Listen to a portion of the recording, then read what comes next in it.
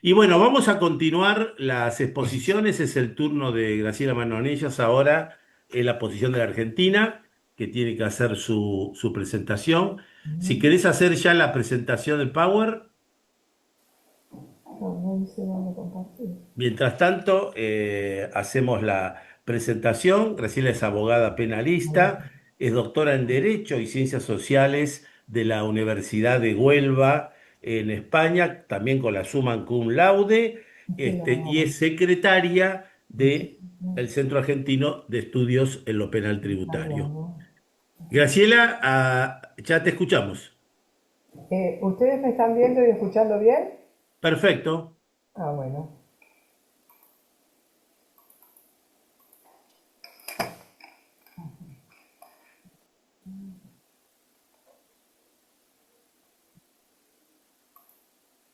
Ahí está. Ahí está. Sí, sí, sí, sí. Bueno, muy bien. Buenas tardes. Gracias a todos por estar. Felicitaciones a todos los colegas que me han precedido y bueno, a todos los que nos están escuchando de distintos países, con distintos horarios, sin duda, ¿no es cierto? Acá en Argentina, eh, acá a la tarde, me imagino que en algunos otros lugares ya de nochecita. Bueno, muy bien. Me toca a mí hablar del sistema argentino, del rico y cambiante sistema argentino. Para empezar, nosotros tenemos infracciones y delitos, como lo que he escuchado de los colegas que me han precedido. Infracciones administrativas, delitos tributarios, que involucran impuestos locales, nacionales y provinciales, municipales, no los municipales. ¿Qué leyes tratan las infracciones? La ley 11.683, que también tuvo modificaciones por la famosa ley de inocencia fiscal, que ya en un ratito voy a hablar de la misma, y el régimen penal tributario de la ley 27.430, también con modificaciones de la ley de inocencia fiscal.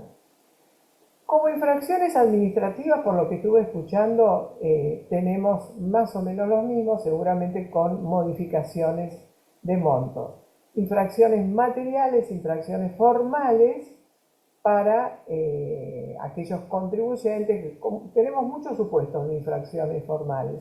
El más común, ¿cuál puede ser? Una declaración, una simple declaración inexacta, que a quien no le puede pasar, ¿no es cierto? Como infracciones materiales, ya acá hablamos de temas más gruesos, donde puede ser una omisión fiscal con distintos porcentajes de multas, son todas conductas culposas, y una defraudación fiscal con, ya acá estamos hablando de dolo, y la única diferencia que vamos a tener con el régimen penal tributario es cuando ya se excede el monto, pero son conductas dolosas donde la redacción yo diría que es muy similar, la infracción material por defraudación fiscal y algunos de los artículos del régimen penal tributario. ¿Qué delitos fiscales tenemos? Que como ya les dije es la ley 27.430 la que trata todos estos delitos, delitos dolosos, modificada a partir del 2 de enero de este año por la ley 27.799 de inocencia fiscal. Tenemos delitos tributarios, delitos de seguridad social, delitos fiscales comunes. Entre los delitos tributarios está la evasión fiscal simple y agravada, el aprovechamiento de beneficios fiscales, la apropiación indebida de tributos. Como delitos de seguridad social, evasión simple y agravada, apropiación indebida de los recursos de la seguridad social. Y como delitos fiscales comunes tenemos la obtención fraudulenta de beneficios fiscales, la insolvencia fiscal fraudulenta, la simulación dolosa de cancelación de obligaciones, la alteración dolosa de registros y nada más y nada menos que la asociación ilícita fiscal. Bien, ¿qué elementos va a tener en nuestro régimen argentino la evasión fiscal simple y agravada de los artículos 1 y 2? El primero de ellos se trata de declaraciones engañosas, ocultaciones maliciosas, cualquier otro ardido engaño. Es decir, aquellas conductas que tengan por fin el engaño astuto, le puse esa palabra porque en mi paso por la administración he visto conductas realmente inteligentes en el modo de engaño. También está la conducta por acción o por omisión. Y acá, la ley de inocencia fiscal del 2 de enero de este año llevó el monto de 1,5 millones a 100 millones. Este cambio lo estábamos esperando mucho porque ya el monto que teníamos para una simple evasión fiscal, no digo que no sea importante, pero el monto era muy, muy bajo, teniendo en cuenta los índices de inflación que hemos tenido y que por suerte se están cambiando. La evasión fiscal agravada tiene, por supuesto, distintos montos a la simple. ¿Por qué? Porque se trata de conductas más gruesas, diría yo, que la evasión simple. Uno de ellos es cuando el monto es superior a 1.000 millones, cuando hay interpósitas personas, es decir, lo llamado comúnmente, no sé si ustedes emplearán este término, interpósitas personas, decimos aquellas que se colocan en lugar de otro, los llamados, de alguna manera, objetos humanos que son tratados así por otras personas que quieren resguardar su identidad. La utilización fraudulenta de beneficios fiscales con más de 200 millones, facturas apócrifas para 100 millones, y acá tenemos una prisión realmente importante, ¿no es cierto? Un mínimo de 3 años y 6 meses a 9 años. Esto ha sido muy discutido por la doctrina, por los abogados que tienen defensas. ¿Por qué? Porque el Código Penal, en algunas conductas que yo considero las podemos ver como más importantes que una evasión fiscal agravada, vuelvo a repetir, no porque no sea importante, porque está en juego la hacienda pública, pero con bienes jurídicos de mayor envergadura. Y tiene 3 años, ¿no es cierto? Acá tenemos 3 años y 6 meses. ¿Para qué el legislador dijo esto? Bueno, para que pueda perder la libertad. Afortunadamente les cuento que ya en el año 2008 sale un plenario, el famoso plenario Díaz de Sone, donde ahí se avisora con muy buen criterio lo que luego va a ser recogido, por supuesto por la jurisprudencia y por el Código Procesal Penal Federal, que ya lo tenemos en muchas provincias y que todo hace suponer que acá en la Cava vamos a tenerlo ya vigente a partir de abril del año que viene, en principio, ¿no es cierto? Bueno, ¿qué ha dicho ese plenario y qué dice el futuro Código Procesal Penal Federal? Que las personas solamente van a perder la libertad, aunque la pena sea importante, mientras dure el proceso, por supuesto, en los casos de peligro de fuga, entorpecimiento de la investigación. Si el juez nota alguno de estos supuestos o ambos, ahí sí la persona perdería la libertad. Si no, no es así. Para resumirlo, si la persona siempre estuvo a derecho y tuvo una actuación proclive hacia el tribunal, no debería perder la libertad. Muy bien. Aprovechamiento indebido de beneficios fiscales. Esto está en el artículo 3. También tiene una pena importante, 3 años y 6 meses a 9 años y un monto mayor a 100 millones. Todas las conductas de nuestro régimen penal tributario son dolosas. Si bien hay una pequeña parte de la doctrina, que este artículo 3 que dice aprovechamiento, perdón, el que va a venir ahora, este es de resultado, aprovechamiento indebido de beneficios fiscales. Acá no hay duda que estamos frente a un aprovechamiento, una actitud que consiguió aquello que quería, hay un dolo directo. Entonces, por lo tanto, el legislador establece esa pena. Pero lo que quería decir, que una parte de la doctrina muy corta dice que es un delito de peligro, en mi caso considero que es de resultado, es el 8, que ahora en un momentito lo voy a nombrar. Apropiación indebida de tributos previsional y también previsional. Artículos 4 y 7 En la parte de tributos tenemos cuando no se deposita el monto retenido después de los 30 días de vencido el plazo de ingreso. Es decir, que acá el legislador está dando un plus. Retiene, tiene 30 días y luego tiene que ingresar. Un monto de punibilidad de 10 millones por cada mes, prisión de 2 a 6 años. Apropiación indebida previsional es igual, pero acá estamos en la parte previsional, cuando se trata de aportes previsionales y retenciones previsionales con un monto de 3,5 millones por mes y prisión de 2 a 6 años. Evasión simple agravada previsional es como la que vimos de tributos, pero ya referida a toda la parte previsional.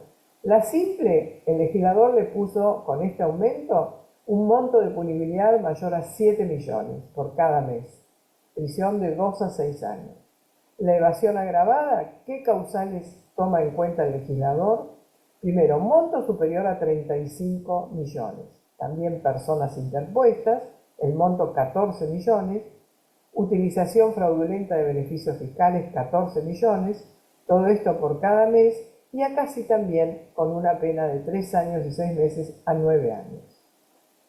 Obtención fraudulenta de beneficios fiscales. Este artículo es el que yo decía que algunos dicen que es de peligro. ¿Por qué? Porque acá se obtiene el beneficio, se obtiene, por llamarlo así, ese certificado, pero se utiliza recién en el artículo 3. Desde mi punto de vista, ambas conductas son de resultado. Acá el solo hecho de dirigir la conducta a la obtención de ese certificado, ese desplazamiento que hace el organismo recaudador por el dolo, por el engaño al que ha sido sometido, ya para mí nos da un resultado. Acá no hay monto y la prisión es de 1 a 6 años. Insolvencia fiscal fraudulenta, artículo 9. No hay monto de punibilidad, la prisión de 2 a 6 años. Aquel contribuyente que se insolventa para no pagar. Esto, calculo que ustedes también lo tendrán en sus códigos penales. Nosotros acá el legislador lo tomó prácticamente del 179, segunda parte del Código Penal, la insolvencia fiscal para no pagar. Bueno, esto está referido obviamente a la parte tributaria. Después tenemos el artículo 10, simulación dolosa de cancelación de obligaciones. Acá la pena es de 2 a 6 años y el monto que ha considerado el legislador es mayor a 20 millones y en seguridad social mayor a 3,5 millones, también por cada mes, tengamos en cuenta, ¿no?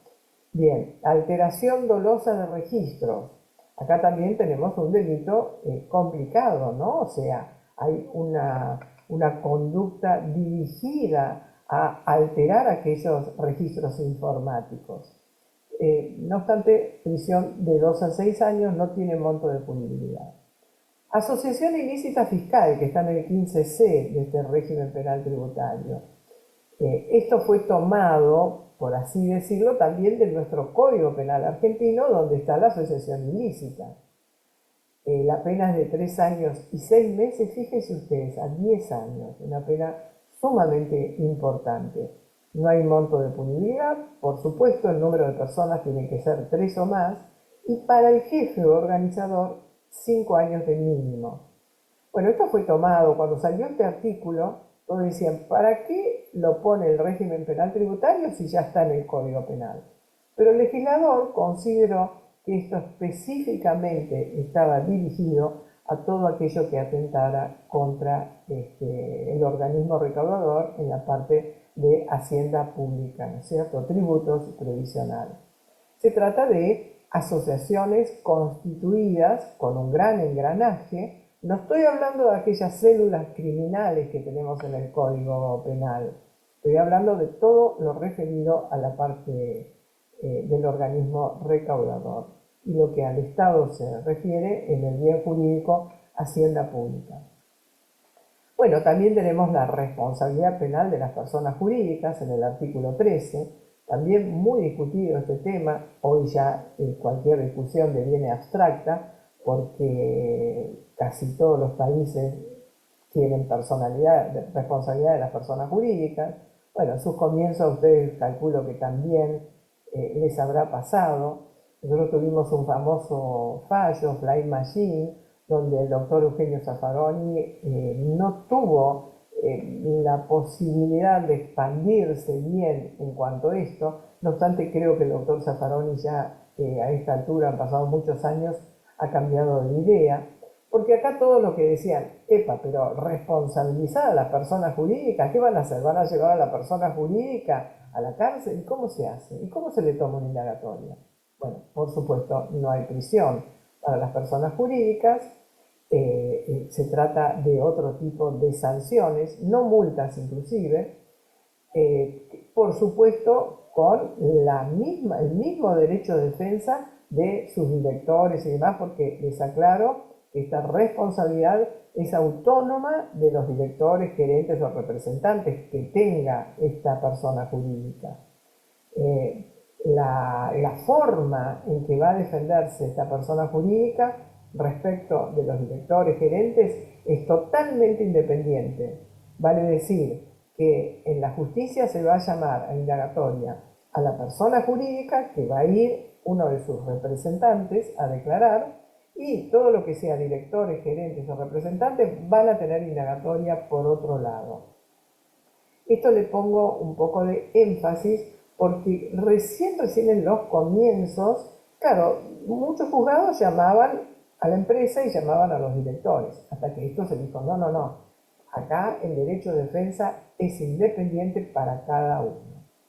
Bueno, repito, va a haber responsabilidad con sanciones para la persona jurídica, responsabilidad con sanciones para las personas humanas que estén dentro de esa persona jurídica. Por supuesto, para estas personas humanas les puede caber la prisión, no así para la persona jurídica, por supuesto. Bueno, el procedimiento administrativo y penal. ¿Cómo se llega de la parte administrativa a la justicia penal? Por supuesto, ARCA, hoy ARCA, antes AFIP, va a hacer toda una investigación que va a tener una fiscalización y que va a dar lugar a una determinación de oficio. En todo este proceso, que lo hago muy cortito, le puedo asegurar que se tarda mucho tiempo para llegar a una determinación de oficio. Que es un acto de defensa, porque en todo ese proceso el contribuyente tiene la posibilidad de defenderse. ¿Para qué? Nada más y nada menos que capaz que para esa determinación de oficio bajar el monto y no entrar en el campo penal. ¿O no? ¿O no? Muy bien. Por este lado, el lado de mi izquierda, tenemos la determinación de oficio, que puede ser apelada ante el Tribunal Fiscal de la Nación, luego a la Cámara Contenciosa, finalmente a la Corte. Por el otro lado tenemos la determinación de oficio, donde acá ARCA, el organismo recaudador, va a iniciar un sumario, no va a aplicar multa. ¿Por qué? Porque tiene que esperar que la justicia penal se expida. Entonces, determinación de oficio, que si se da el elemento objetivo y subjetivo, ARCA hará la denuncia penal, se inicia todo este proceso, donde va a tener también una cámara en lo penal económico a quien acudir como segunda instancia, una cámara de casación penal y la Corte Suprema. ¿Por qué digo que ARCA tiene que abstenerse de aplicar la multa? Nada más y nada menos porque tiene que esperar que el juez penal diga, a ver, ¿acá hay delito? Sí, muy bien. Si hay delito, viene una multa por defraudación. Si el juez penal determina que no hay delito, que fue una conducta simplemente culposa, ARCA esa multa solamente la puede hacer por culpa. No puede hacer multa por defraudación, porque lo que dice el juez penal, que es aquel el que va a analizar si que tiene obviamente las herramientas para decir esto es delito o no es delito.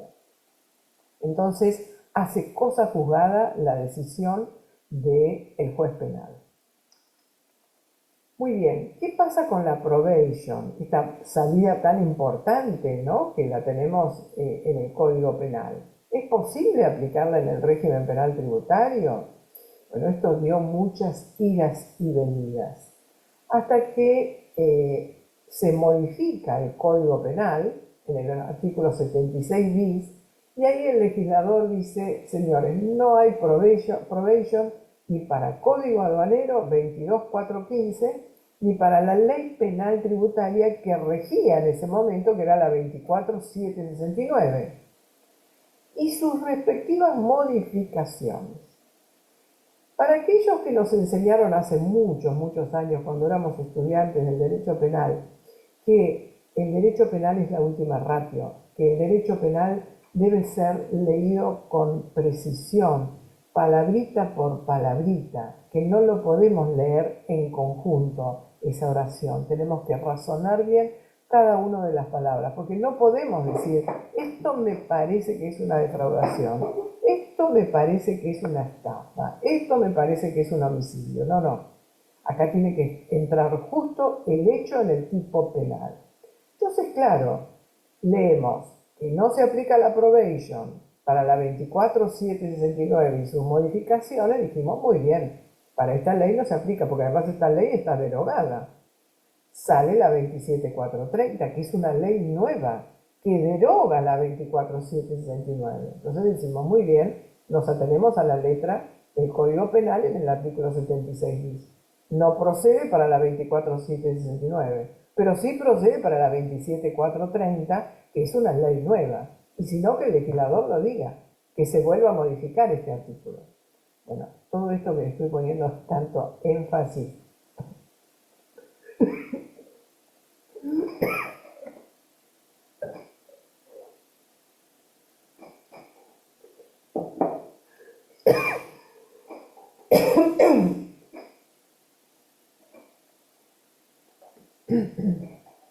Perdón. Tanto énfasis. Bueno, la justicia no opina así. Me atraganté. ¿Cuál es la tesis en contra de la aplicación de la probation? ¿Qué dice o cuál es el fundamento de aquellos que dicen la probation no? Primero, si hay oposición de fiscal y este razonamiento del fiscal completa el juicio de logicidad, esto es vinculante para el juez y no se aplica.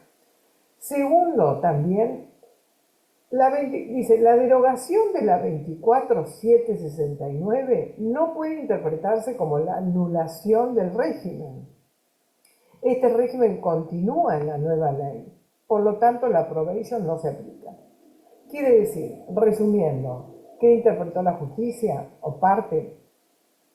La 24769 fue derogada por la 27430, pero esta ley 27430 sigue manteniendo lo mismo y por lo tanto la probation no se aplica.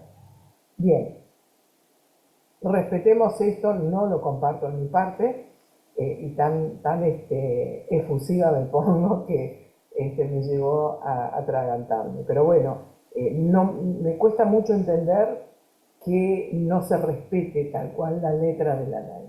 Pero bueno, esa es mi opinión.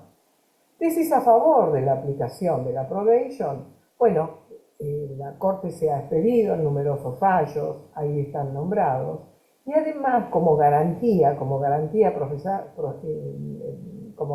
de la Constitución, tan importante, el principio pro homine. Todo debe interpretarse en favor de aquella persona que ha sido llevada a la justicia.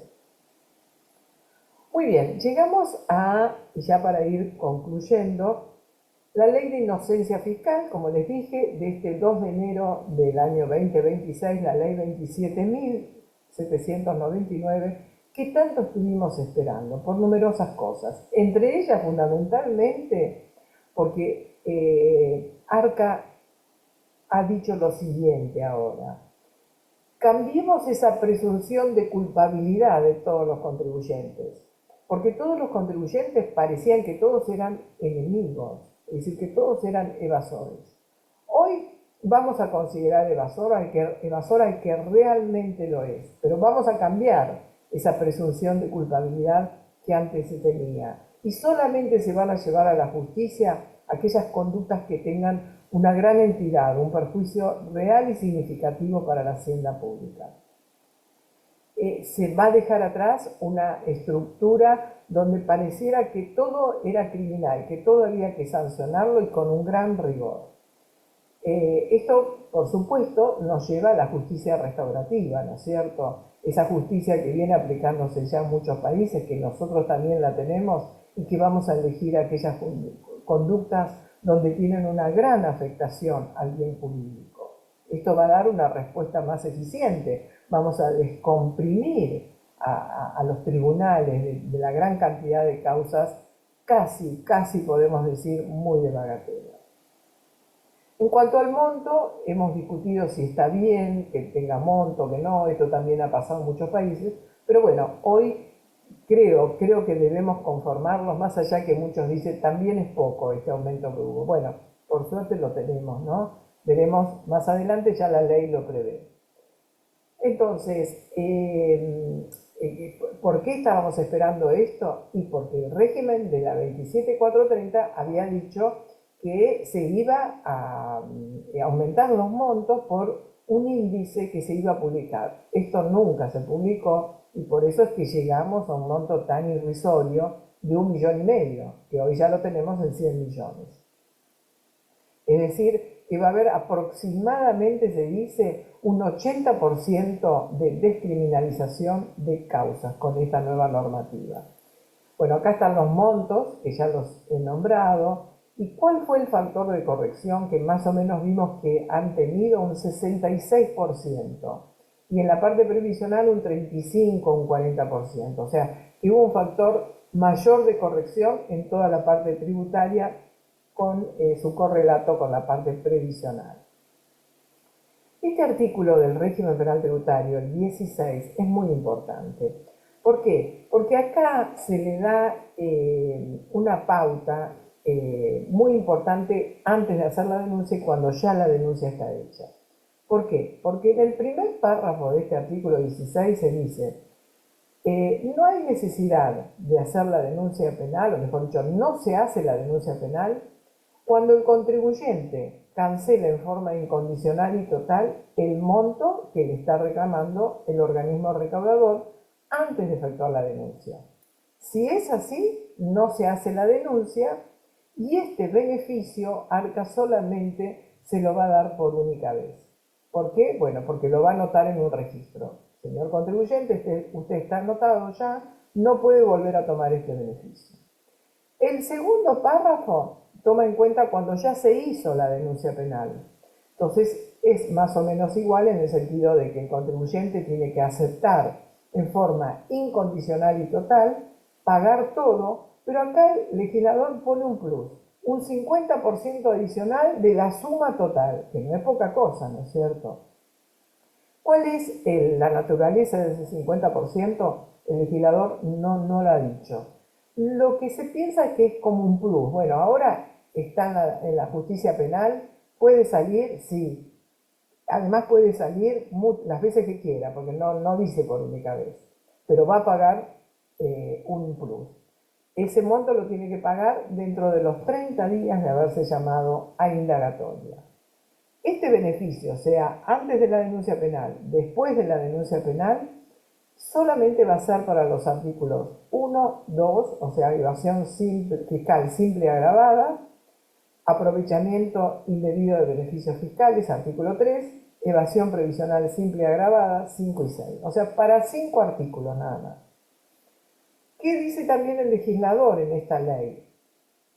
El artículo 59, inciso sexto del Código Penal, que habla de la reparación integral del daño y que no establece por única vez, o sea que se puede pedir las veces que quiera, no va a ser de aplicación para estos 5 artículos, 1, 2, 3, 5 y 6. Ahora bien, ¿qué interpretamos nosotros? Si es para estos 5 artículos, quiere decir que el resto se puede aplicar, porque lo que no está prohibido está permitido. Vamos a ver qué dice la jurisprudencia, porque de esto todavía es una opinión, creo que mayoritaria, la que estoy dando. Pero vamos a ver qué pasa con la jurisprudencia, porque esto es todo muy nuevito.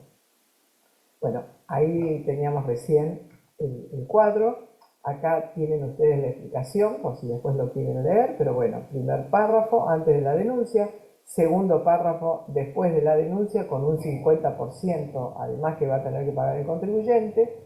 La reparación integral del código no se aplica, dice taxativamente el legislador en 5 artículos, no dice nada para el resto, pensamos que se va a poder aplicar, ¿no es cierto? Porque si no está prohibido, veamos.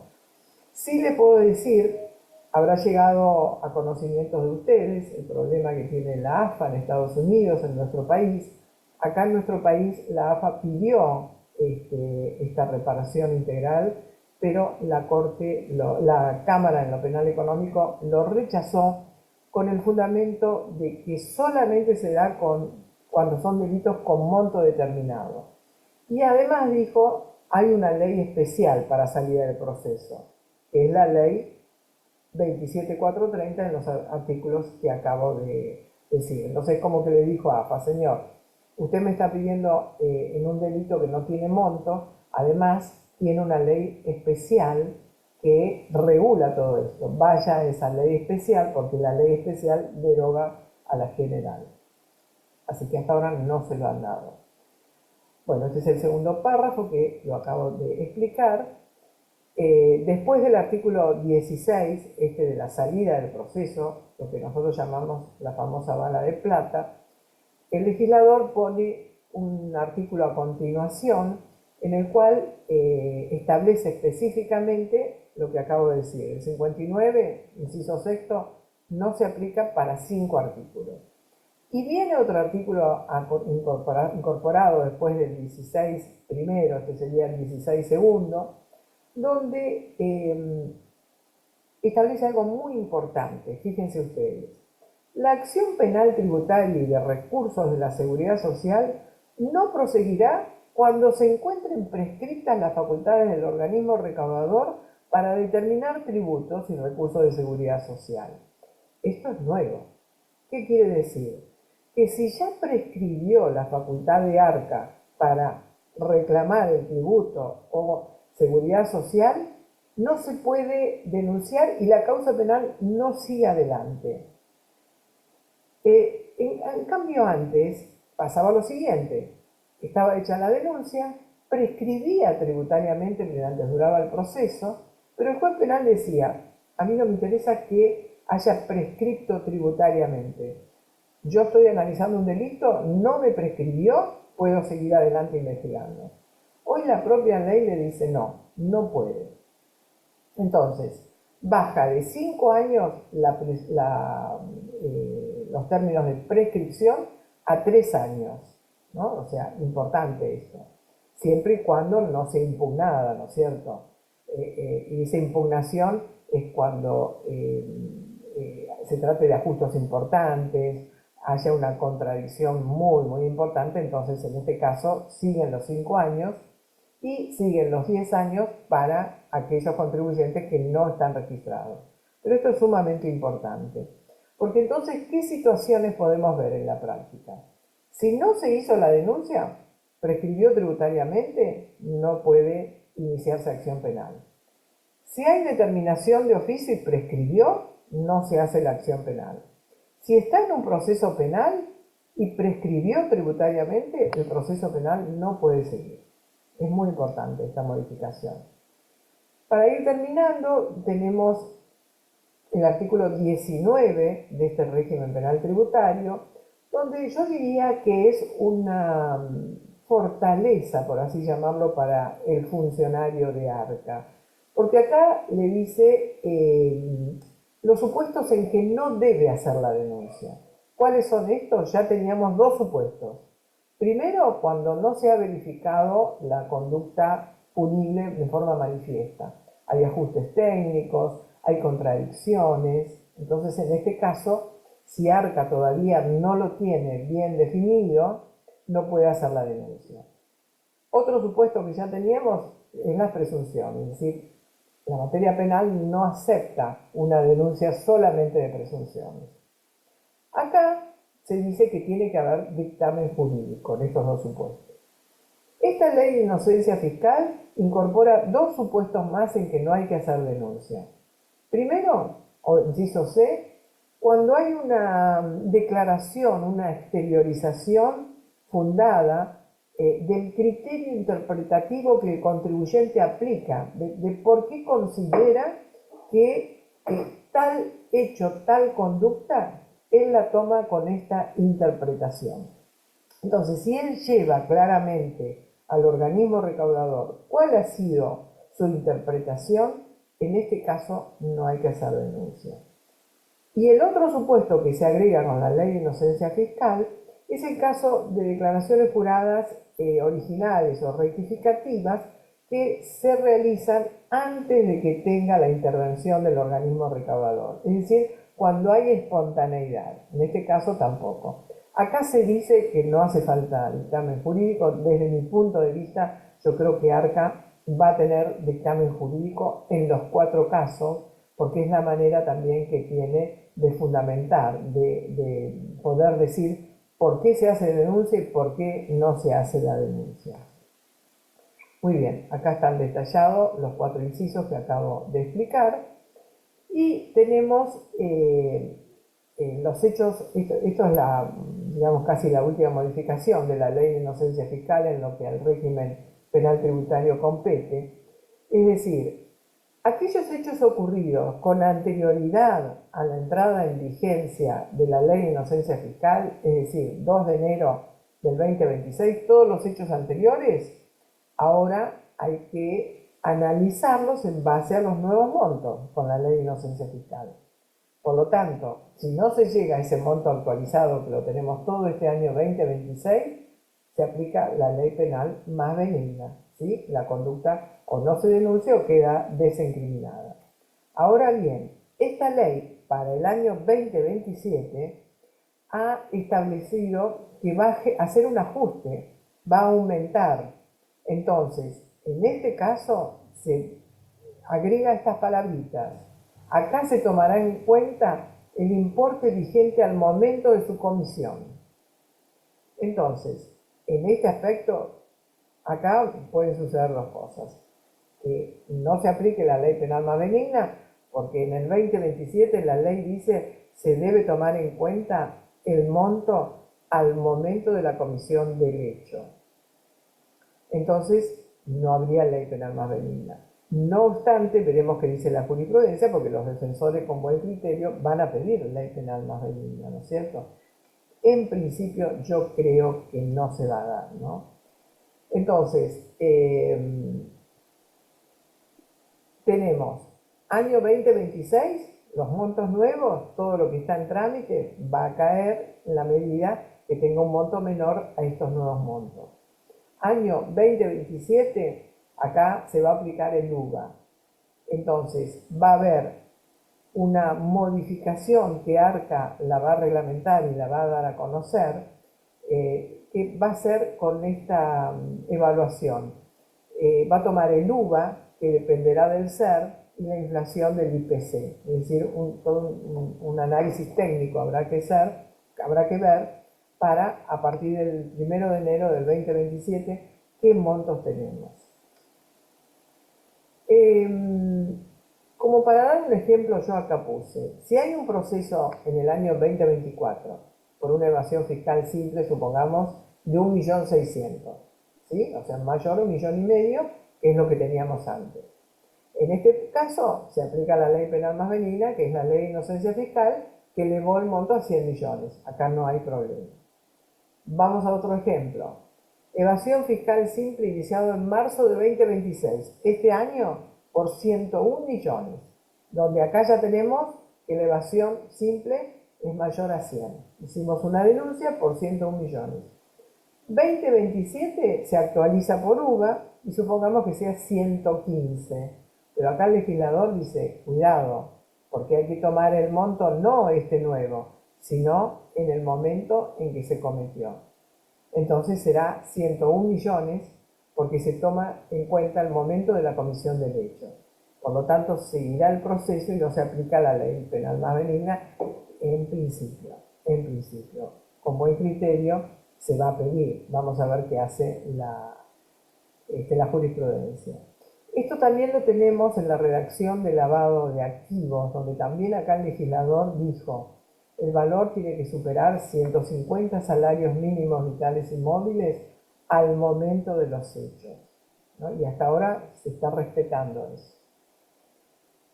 Con esta modificación de ARCA, teníamos aproximadamente causas penales en trámite 6.750. Arriba de los pisos de punibilidad, 814 nada más. Cuando digo arriba de los pisos de punibilidad, en los nuevos montos que tenemos este año.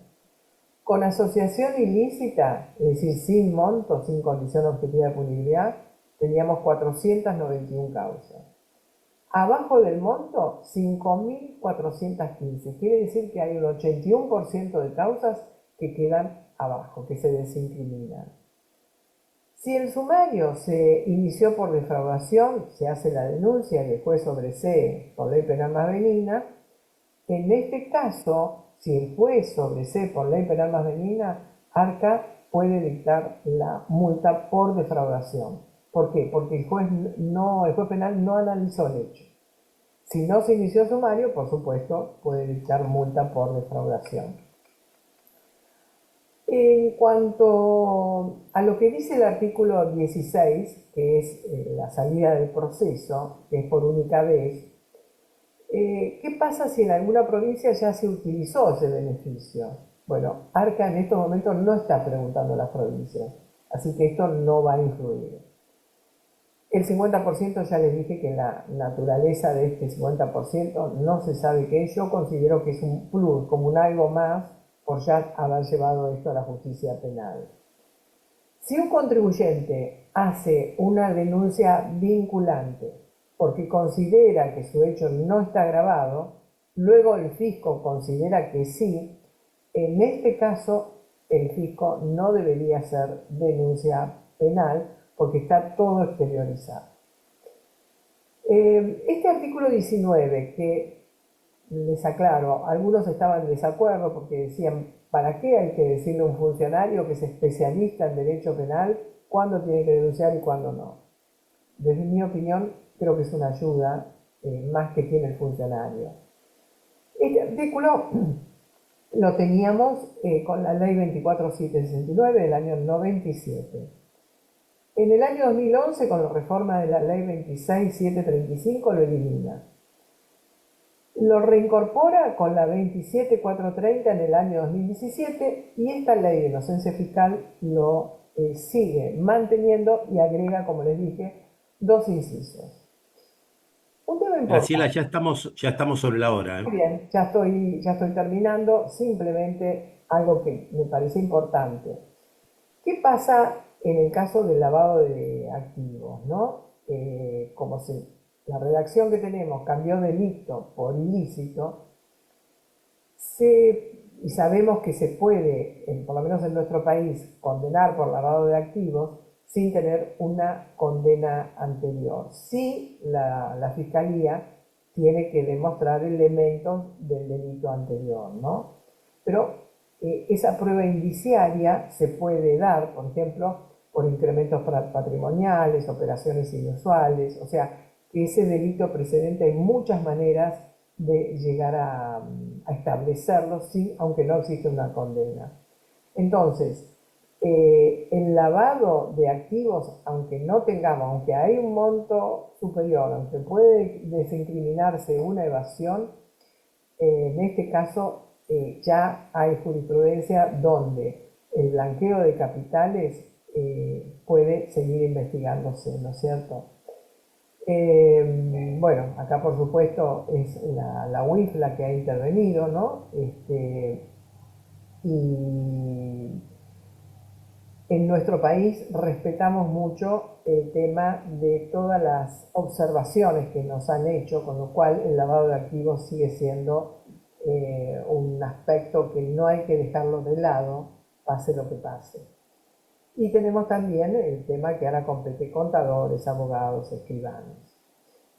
Eh, tenemos que la ley de inocencia fiscal no va a tener incidencia en el lavado de activos. Esto tengámoslo presente porque no tiene nada que ver. Bueno, finalmente esto último fue un algo más que quise agregar porque me parece muy importante no dejar de lado el lavado de capitales con esta ley de inocencia fiscal. Bueno, muchas gracias por la atención. Bueno, muchas gracias. De toda esta cantidad de temas, quizás hay un tema que podemos destacar porque ya hay otro expositor que lo ha mencionado cuando habla de la prescripción impositiva, la prescripción penal, los distintos plazos y cómo esto termina jugando en un proceso penal. Pero en la República Argentina se ha tomado un criterio que de alguna manera es el criterio que vemos avanzando en el mundo. En el mundo se está reduciendo los plazos de prescripción impositiva y esto yo creo que tiene mucho que ver con el tema de la tecnología. La tecnología que en este momento cuesta a las administraciones tributarias dice que razonablemente los plazos de prescripción tienen que ser menores. Pero claro, en la República Argentina el tema quedó expuesto distinto porque esta modificación arranca de la ley de procedimiento fiscal y después produce el efecto en el régimen penal tributario. Y en el régimen de la ley de procedimiento, el plazo de prescripción sigue siendo de 5 años.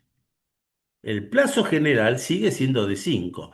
Lo que ocurre que en determinadas circunstancias el legislador prevé que ese plazo pasa a ser de 3 años en la medida que el contribuyente no tenga ningún tipo de ajuste por discrepancia significativa. Y ahí arranca el problema. Porque hoy el problema que creo que tenemos en la República Argentina de interpretación es que si realmente se cumplieron los tres años y hasta ahí no ha habido ningún tipo de discrepancia significativa, la pregunta es si ahí se ha generado ya el derecho para el contribuyente de la reducción de 5 a 3. En mi interpretación creo que esto es negativo porque realmente el plazo para verificarse el accionar del fisco tiene 2 años más, o sea, hasta cumplir los 5, que era el plazo original. Y si en esos 2 años, o sea, entre el 3 y el 5, no hay discrepancia significativa, ahí queda convalidada ese derecho de 3 años sujeto a el accionar del fisco. Yo creo que este es el problema que hoy existe de cómo hay que interpretar esta norma, que después hay que llevarlo al régimen penal tributario, porque si esto es así, la modificación del régimen penal tributario dice que no podrá proseguir la causa penal. Y entonces ahí aparece el otro problema. ¿Quién es el que va a resolver el tema? ¿Quién va a resolver el tema de la prescripción cuando estamos dentro del proceso penal? Bueno, este me parece que es la situación. Eh, Graciela, levantaste la mano, pues ya estamos ya para darle... Sí, sí, sí. Sí, desde mi punto de vista, mi opinión, yo lo que plantearía frente a lo que estás diciendo vos, que puede llegar a darse, por supuesto, es que la ley nada dice al respecto. Si la ley me está diciendo que yo en 3 años no tuve ninguna discrepancia, el juez penal debiera actuar en consecuencia. Pero Claro, bueno, es verdad que no lo dice, pero en realidad lo que sí dice la ley, y de ahí viene el problema interpretativo, es que esa reducción de 5 a 3 años está sujeto a una condición. Y esa condición es que no haya un ajuste con discrepancia significativa. Y para eso tiene 2 años más el fisco. Esto por eso la interpretación mía. Muchas gracias, Graciela. Pasamos a la última exposición. Se nos